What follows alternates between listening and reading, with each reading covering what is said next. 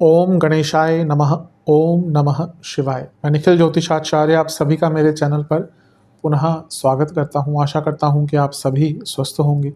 महादेव की कृपा आप सभी पर सदैव बनी रहे। ये वीडियो मिथुन यानी कि जेमिनाई के लिए बहुत विशेष है, क्योंकि वीडियो है 22 से 29 सितंबर 2025 के साप्ताहिक राशिफल के बारे में। कैसा रहेगा आने वाला सप्ताह मिथुन के लिए। जो मेरा साप्ताहिक राशिफल होता है वो प्रमुखतः चंद्रमा और उनकी गति पर आधारित होता है। चंद्रमा एक बहुत विशेष ग्रह है, उनकी विशेषताएं तो बहुत हैं, लेकिन जब हम साप्ताहिक राशिफल की बात करते हैं तो जैसा मैं हर बार बताता हूं, तो उनकी गति, तेज़ गति, उनका मन का कारक होना और उनकी एक क्वालिटी कि वह जिस भी भाव में जाते हैं, राशि में जाते हैं, ग्रहों के साथ संबंध संपर्क कायम करते हैं, उनको बहुत एक्टिवेट कर देते हैं। इन सभी कारणों से जो उनका पूरे हफ्ते में गोचर होता है वो बहुत विशेष होता है। उसका प्रभाव हमारे जीवन पर बहुत पड़ता है, हमारे विचार हों, डे टू डे एक्टिविटीज़ हो, और उसको समझने के लिए ही साप्ताहिक राशिफल बहुत इम्पोर्टेंट होता है। ज्योतिष एक मात्र विद्या है जो इस अंधकारमय जीवन में हमें थोड़ी गाइडेंस दे सकती है। भले ही ये राशिफल जो है वो सामान्य आधार पर दिए जाए, लेकिन एक जनरल गाइडेंस के लिए बहुत इंपॉर्टेंट होता है। यदि आपकी लग्न राशि या चंद्र राशि मिथुन है, दोनों ही गाइडेंस के लिए राशिफल को देख सकते हैं। जहाँ से ज़्यादा सूट और रिलेट करता है वहाँ से देखिए। व्यक्तिगत तौर पे मेरा मानना है लग्न से देखेंगे तो अच्छा। इनकेस नहीं पता है आपको अपनी लग्न राशि, तो आप अपनी चंद्र राशि से भी इसको देख सकते हैं। शुरू करते हैं। चंद्रमा आपके चौथे भाव में आ जाएंगे, यानी कि कन्या में।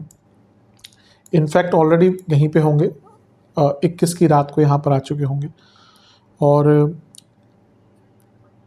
24 सितंबर सुबह के 3 तक यहीं पर रहेंगे। चंद्रमा का चौथे घर में आना बहुत अच्छा नहीं माना जाता, क्योंकि कारको भावनाशय दोष लगता है। पहले अच्छी चीज़ों की बात कर लेते हैं।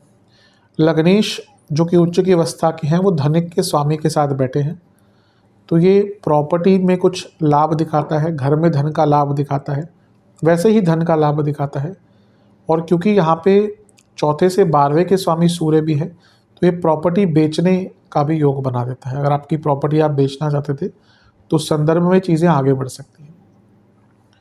तो एक प्रकार से धन भौतिक सुखों के लिए ठीक है, लेकिन चौथे घर में चंद्रमा है। पहला तो कारको भावनाशय दोष अच्छा नहीं होता, दूसरा बुध के साथ हैं तो एक कन्फ्यूजन क्रिएट करते हैं हमेशा, और अमावस्या दोष भी है। तो मानसिक दृष्टिकोण, emotional life, personal life, family life, ये सारी ही डिस्टर्ब दिख रही हैं। और ऊपर से शनि की दृष्टि भी चंद्रमा पर है, तो विषदोष भी बन रहा है। यानी कि इमोशनल लाइफ में जो प्रॉब्लम है ना, उसका बाकी हर एरिया पर एक नेगेटिव इम्पैक्ट पड़ेगा। तो मैं यही कहूँगा कि अपने इमोशनल लाइफ पर कंट्रोल कीजिए, घर में कोई लड़ाई झगड़े ना कीजिए, अवॉइड कीजिए, ज़्यादा नेगेटिव ना सोचें, इमोशनली ड्रिवन कोई निर्णय ना लें, इमोशन में बहकर कोई निर्णय ना लें। अच्छी चीज़ है कि गुरु से केंद्र में है तो गजकेसरी योग बन रहा है, तो थोड़ा पूजा पाठ करें। अगर आपके गुरु हैं तो उनके साथ टाइम बिताएं, उनसे बातचीत करें। अदरवाइज़ मानसिक, इमोशनल, भावनात्मक दृष्टिकोण से काफ़ी दिक्कत आ सकती है। थोड़े बहुत एक्सीडेंट्स के योग भी यहाँ पर बनते हैं, और अपनी माताजी की सेहत का भी ध्यान दीजिएगा। नवांश कुंडली बताती है कि ज़्यादा किसी से बहस नहीं करनी, और जो आपके पास है उससे खुश रहिएगा। दशांश कुंडली कार्य क्षेत्र में फोकस की कमी दिख रही है। बिजनेस में कम्युनिकेशन प्रॉब्लम बहुत दिख रहा है। लव लाइफ, एक होप रखिए। अगर प्रॉब्लम भी चल रही है ना, एक होप रखिए कि चीज़ें ठीक होंगी। वैवाहिक जीवन, एक दूसरे का नेचर नहीं समझ पाएंगे, पेशेंस की आवश्यकता है।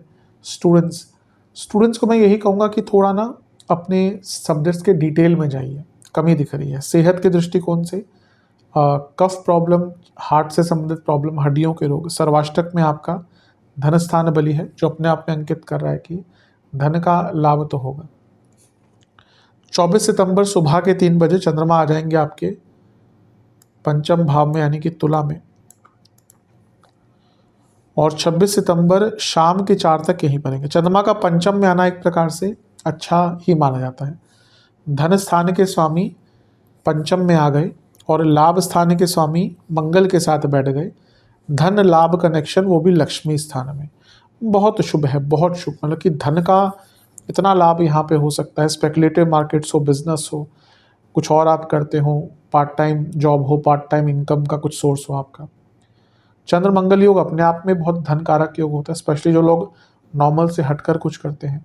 और क्योंकि दो अर्थ त्रिकोण के स्वामी का संगम हो गया तो कार्य क्षेत्र में भी लाभ हो सकता है। क्रिएटिविटी बहुत रहेगी, लेकिन पंचम में मंगल है ऑलरेडी और चंद्रमा आ गए, यानी कि अपनी वाणी पर थोड़ा कंट्रोल कीजिएगा और थोड़ा एग्रेशन ज़्यादा रहेगा। इन चीज़ों पर नियंत्रण कर लीजिएगा। गुरु की दृष्टि है और गुरु सप्तमेश भी हैं और दशमेश भी हैं। यह अंकित कर रहा है कि कार्य क्षेत्र में रिकॉग्निशन और बिजनेस में भी लाभ आपको प्राप्त होगा। बहुत क्रिएटिविटी रहेगी, राहु का प्रभाव भी है, तो बहुत अनकन्वेंशनल आइडियाज़ भी आएंगे, तो उनका उपयोग अवश्य कीजिएगा। नवांश कुंडली बताती है कि थोड़ा गाइडेंस आपको चाहिए और यहाँ पे गाइडेंस प्राप्त भी होगी। दशांश कुंडली कार्य क्षेत्र में कम बोलिएगा, फोकस मत हटाइएगा, वरना तो अच्छा टाइम है। बिजनेस में थोड़ा पार्टनर्स के साथ ट्रस्ट इश्यूज हो सकते हैं, इस पर काम कीजिएगा। लव लाइफ ठीक है टाइम, लेकिन एग्रेशन पर अगर कंट्रोल नहीं कर पाए तो बहुत बड़ी प्रॉब्लम होगी।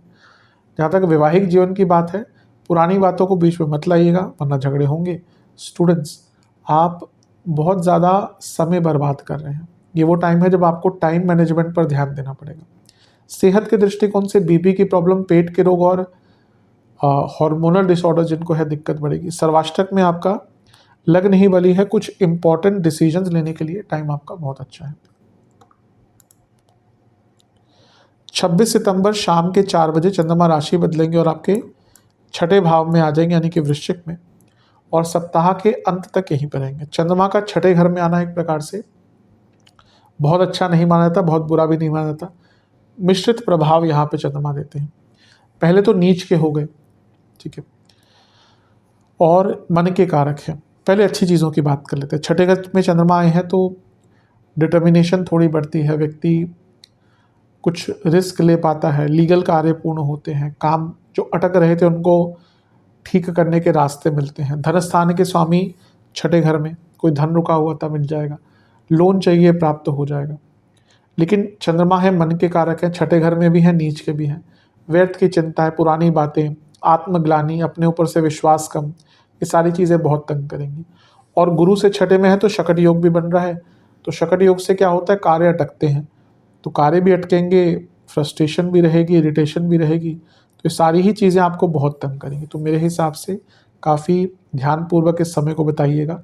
छोटी छोटी बातों में चिंता मत कीजिएगा, गुस्से पर कंट्रोल कीजिएगा और कार्यों को डिले मत होने दीजिएगा। नवांश कुंडली बता रही है कि फोकस की बहुत कमी रहेगी, उस पर काम कीजिएगा। दशांश कुंडली कार्य क्षेत्र में एक अच्छा एटमॉस्फेयर बनाकर रखिएगा, सरकास्टिक मत होइएगा। बिजनेस आपको अपने कम्युनिकेशन पर काम करना पड़ेगा, वो भले ही अपने एम्प्लॉयज़ के साथ हो, पार्टनर्स के साथ हो, कस्टमर्स के साथ हो, पर जो आपके सामान सप्लाई करते हैं उनके साथ हो। लव लाइफ कहीं ना कहीं रिलेशनशिप में वैल्यू एडिशन करनी पड़ेगी। अभी लग रहा है कोई एक वर्थलेस सा रिलेशनशिप है, मतलब कि जिसका कोई वैल्यू नहीं है, और ऐसे रिलेशनशिप चलते नहीं। एक वैल्यू आपको भी ऐड करनी पड़ती है, तभी रिलेशनशिप चलते हैं। वैवाहिक जीवन, ज़्यादा अपने लाइफ पार्टनर को सिखाना शुरू मत कीजिएगा कि तुम ये गलत कर रहे हो, वो गलत कर रहे हो, ये चीज़ें यहाँ पर बहुत दिक्कत देंगी। स्टूडेंट्स, आपके लिए टाइम अच्छा है, लेकिन साथ में मैं कहूँगा कि एक नई सोच का टाइम भी है। थोड़ा अपने ऑप्शंस को खोलने की कोशिश कीजिए और ऑप्शंस ढूंढने की कोशिश कीजिए। बल्कि मैं कहूँगा सेहत के दृष्टिकोण से इन्फेक्शंस, एंग्जाइटी और पेट के रोग तंग करेंगे, इन्फ्लेमेशन भी रह सकती है। सर्वाष्टक में आपका अष्टम भाव वाली है, ध्यान थोड़ा सा भटक सकता है, बल्कि सही जा रहे होंगे लेकिन अचानक से गलत रास्ते में घुस सकते हैं, तो थोड़ा सा अपने ध्यान, अपने मन पर कंट्रोल कीजिएगा। उपाय के स्वरूप में आपको गणपति जी को लड्डुओं का भोग लगाकर ओम वक्रतुंडाय नमः मंत्र का 21 बार जाप करना है। आशा करता हूँ कि वीडियो काम आएगी। चैनल पे अगर आप नए हैं सब्सक्राइब कर लीजिए, वीडियो को लाइक कर लीजिए। मिलता हूँ अगली वीडियो में, तब तक के लिए ओम नमः शिवाय।